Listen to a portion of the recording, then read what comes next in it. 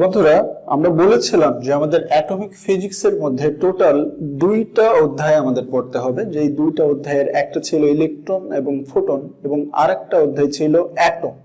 তো অ্যাটম অধ্যায়ের মধ্যে আমরা দেখেছিলাম যে আমাদের পড়তে হবে মূলত 2টা বিষয়, যেটা হলো একটা অ্যাটমিক মডেল থেকে কিছু গাণিতিক সমস্যা, আর পড়তে হবে অ্যাটমের একটা বিশেষ বৈশিষ্ট্য তেজস্ক্রিয়তা বা রেডিও অ্যাক্টিভিটির কিছু গাণিতিক সমস্যা। তো আমরা এখন যেটা আলোচনা করব সেটা হলো রেডিও অ্যাক্টিভিটি অথবা তেজস্ক্রিয়তা। আসলে তেজস্ক্রিয়তা কি? আমরা যদি কিছু পদার্থ দেখি পর্যায় সারণীতে, আমাদের যেই কয়টি মৌল আছে সেই মৌলের মধ্যে কিছু পদার্থ আছে যারা এই বিশেষ বৈশিষ্ট্য সম্পন্ন। সেই বিশেষ বৈশিষ্ট্যটা কি? যে পদার্থগুলোকে যদি আমরা মুক্ত অবস্থায় রেখে দেই তাহলে ওই পদার্থগুলো নিজেরা ভাঙতে থাকে, মানে তাদের নিউক্লিয়াস ভেঙে গিয়ে কিছু রশ্মি নির্গত হতে থাকে। তো যেই পদার্থগুলোর এই বৈশিষ্ট্য থাকে যে তারা অটোমেটিক্যালি স্বাধীন অবস্থায় তাদের নিউক্লিয়াস ভেঙে গিয়ে বিভিন্ন রশ্মি আকারে নির্গত থাকে। তো এই রকম রশ্মি নির্গমন ক্ষমতা সম্পন্ন পদার্থগুলোকে আমরা বলে থাকি তেজস্ক্রিয় পদার্থ। আর এই যে ভেঙে যাওয়া বা রশ্মি নির্গত হওয়া, এই বৈশিষ্ট্যটাকে আমরা বলি তেজস্ক্রিয়তা। তো আমরা জানি আমাদের পর্যায় সারণীতে ইউরেনিয়াম, রেডিয়াম এগুলো তেজস্ক্রিয় পদার্থ। তো এই যে পদার্থগুলো নিজেরাই ভেঙে যায়, তো এই ভেঙে যাওয়া সম্পর্কিত কিছু সূত্র এবং সেই সূত্রের কিছু গাণিতিক সমস্যা আমাদের এই অধ্যায়ের আলোচ্য বিষয় হবে। তো আমরা এই পর্যন্ত জেনে নিলাম তেজস্ক্রিয়তা কি বা পদার্থের তেজস্ক্রিয়তা কাকে বলে। এখন এই যে পদার্থগুলো ভাঙে, এই পদার্থগুলো ভাঙে, এই ভাঙার একটা বিশেষ সূত্র রয়েছে যে এই পদার্থগুলো কিভাবে ভাঙবে বা কোন নীতি অনুযায়ী ভাঙবে বা কোন বৈশিষ্ট্য অনুযায়ী ভাঙবে, যেই সূত্রটাকে আমরা বলি তেজস্ক্রিয়তার ক্ষয় সূত্র বা রেডিও অ্যাক্টিভ ডিকে ল। তো আমরা যদি একটু দেখি যে এই রেডিও অ্যাক্টিভ ডিকে লটা কি।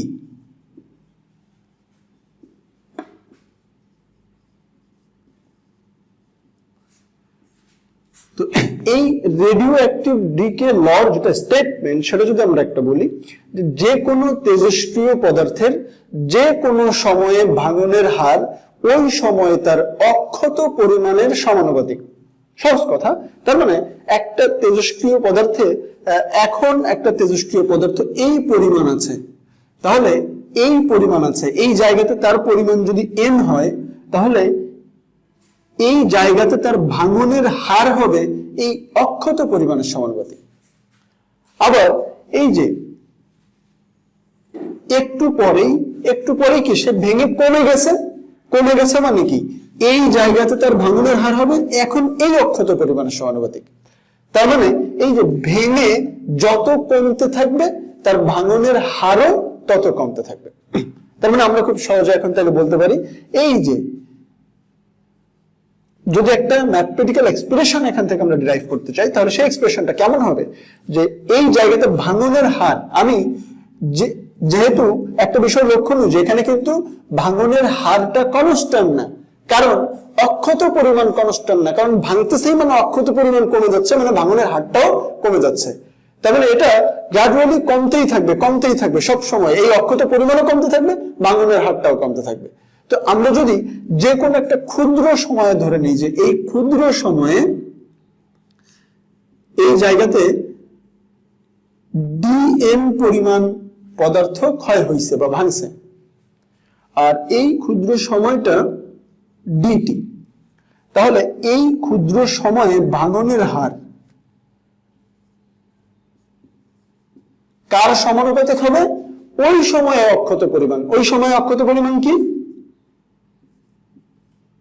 Proportional to n।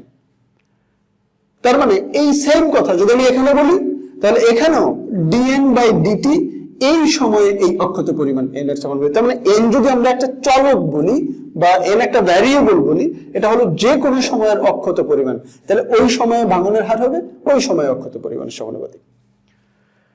তো আমরা এই সূত্রটাকে আমরা যখন লিখবো একটা বিষয় লক্ষণীয় যে dn বাই dt ভাঙনের হার প্রপোর্শনাল টু অক্ষত পরিমাণের সমানুপাতিক, এবং এখানে এই ভাঙার সাথে সাথে এই অক্ষত পরিমাণটা কমে যেতে থাকে।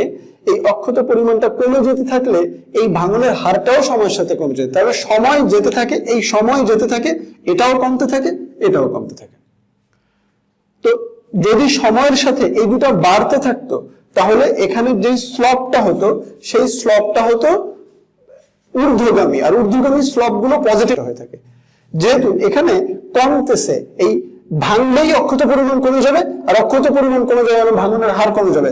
এই যে ভাঙার পর আবার অক্ষত পরিমাণ কমে যাবে মানে আবার ভাঙনের হার কমে যাবে। তার মানে যে ভাঙনের হারটা সবসময় কমতেছে, তার মানে এই স্লপটা নিম্নগামী, আর নিম্নগামী স্লপ ঋণাত্মক হয়ে থাকে। তার মানে এই স্লপটা আসবে ঋণাত্মক আধানযুক্ত। তাহলে এই ইকুয়েশনের left hand side right hand side equal করতে হলে আমাদের এই জায়গাতেও একটা ঋণ চিহ্ন দিতে হবে, যেহেতু এখানে ভাঙনের হারটা সময়ের সাথে কমতেছে। এইটুকু মনে রাখলেই হয়েছে। তাহলে আমরা দেখলাম যে যে কোনো সময় ভাঙনের হার অক্ষত পরিমাণের সমানুপাতিক। এটা হলো আমাদের রেডিও অ্যাক্টিভ ডিকে লয়ের স্টেটমেন্ট, আর সেই স্টেটমেন্ট থেকে ম্যাথমেটিক্যাল এক্সপ্রেশন। এখন এই প্রপোর্শনালটা যদি আমরা তুলে দেই তাহলে হবে dn/dt equal minus lambda N. এই ল্যামডা হলো এই প্রপোর্শনাল ধ্রুবক, যেটা পদার্থ ভেদে কম বেশি হয়ে থাকে। রেডিয়ামের জন্য একটা হবে, ইন্ডিয়ামের জন্য একটা হবে, ওই ইউরেনিয়ামের জন্য একটা হবে। তো যাই হোক, এটাকে আমরা বলে থাকি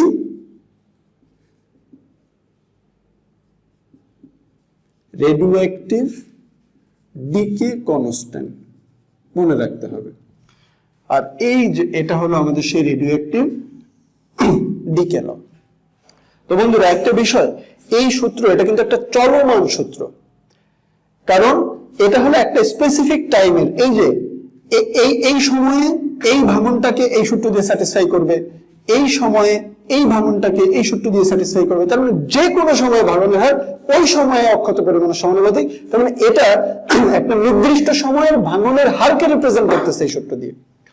এখন আমরা যদি বলি যে একটা পদার্থ একটা সময়ে ছিল এই যে n0 পরিমাণ, 1 বছর পর বা 5 বছর পর বা 2 ঘন্টা পর বা 10 ঘন্টা পর একটা নির্দিষ্ট সময় পরে সেটা ভেঙে কমতে কমতে n পরিমাণ হয়েছে। তাহলে একটা নির্দিষ্ট সময়ে একটা নির্দিষ্ট পরিমাণ থেকে কমে একটা নির্দিষ্ট পরিমাণে পৌঁছাইছে।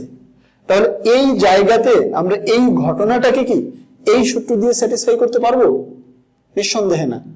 এই যে এই সময়ে সূত্র টাইমটা ছিল, আমি ধরে নিলাম 0 t সময় পর। তার মানে 0 সময়ে অক্ষত পরিমাণ ছিল n0, t সময়ে অক্ষত পরিমাণ n।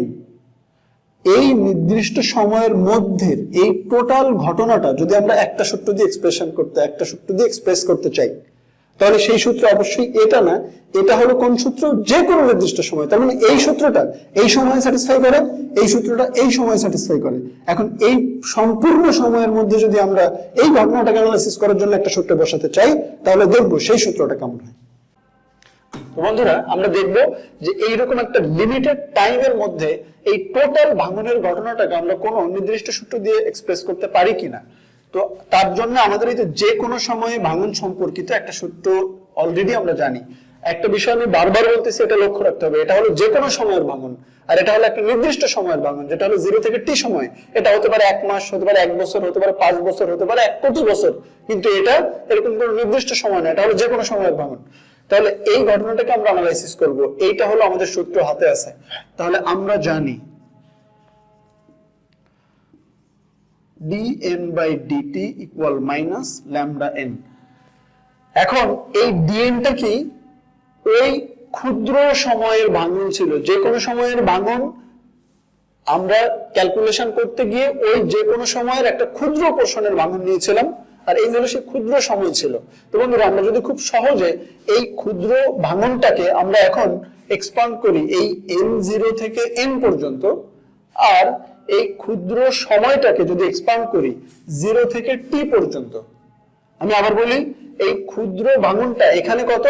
যে n0 থেকে n পর্যন্ত, n0 থেকে ভেঙে n পর্যন্ত গেছে। তাহলে ক্ষুদ্র ভাঙনটা যদি আমরা n0 থেকে n পর্যন্ত বলি, আর এই ক্ষুদ্র সময়টা যেখানে ক্ষুদ্র সময় ছিল সেই সময়টা এখন কি 0 থেকে t পর্যন্ত।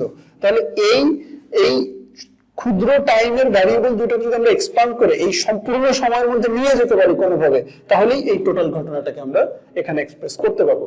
আর এই ডিএন বাই ডিটি এরকম ক্ষুদ্র সময় বা ক্ষুদ্র ইন্টারভালকে যদি আমরা এক্সপান্ড করতে চাই, তাহলে সেই এক্সপানশনের উপায় কি, আমরা একে ইন্টিগ্রেট করলে এটা একটা লিমিটেড টাইমের মধ্যে বা লিমিটেড ইন্টারভালের মধ্যে টোটালটাই আমাদের এক্সপান্ড করবে।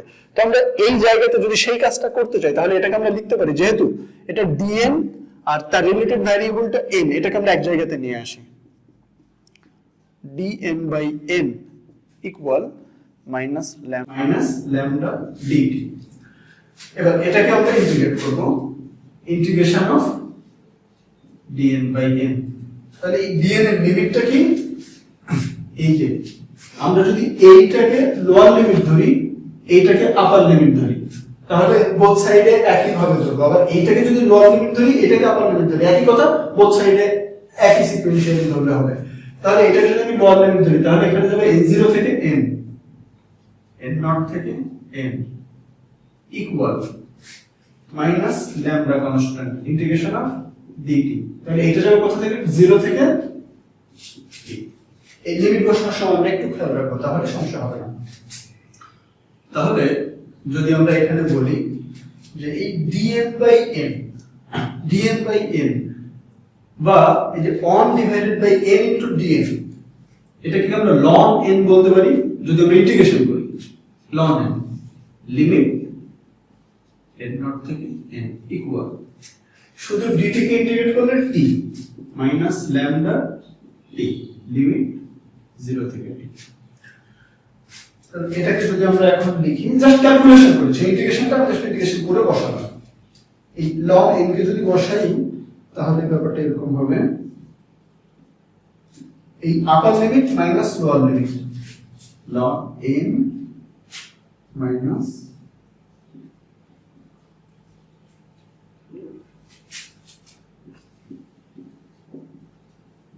ln n minus n0। এই যে n এর জায়গাতে এই আপার লিমিট বসাইছি একবার, লোয়ার লিমিট বসাইছি একবার,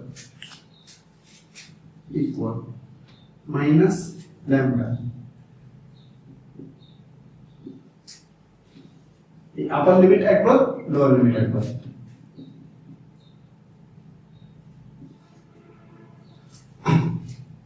এই হলো আমাদের সূত্র। তো আমরা যদি এখান থেকে যদি বলি n equal n0 e to the power minus lambda t, এই যে আমরা একটা সম্পর্ক পেলাম, n equal n0 e to the power lambda t। তার মানে এই সম্পর্কের মধ্যে আমরা যদি এখন খেয়াল করে দেখি যে আমাদের এই পুরো ঘটনার যাবতীয় ভেরিয়েবল গুলো আছে এবং তাদের মধ্যে একটা সম্পর্ক তৈরি হয়েছে। সেই যাবতীয় ভেরিয়েবল গুলো কি, এই যে n নির্দিষ্ট সময় পরে অক্ষত পরিমাণ ইকুয়াল ওই শুরুতে 0 সময়ে অক্ষত পরিমাণ into e to the power lambda, lambda হলো এইখানে যে পদার্থটা ভাঙতেছে তার যে radioactive decay constant into t, t হলো সেই সময়, যেই সময় ধরে ভাঙছে।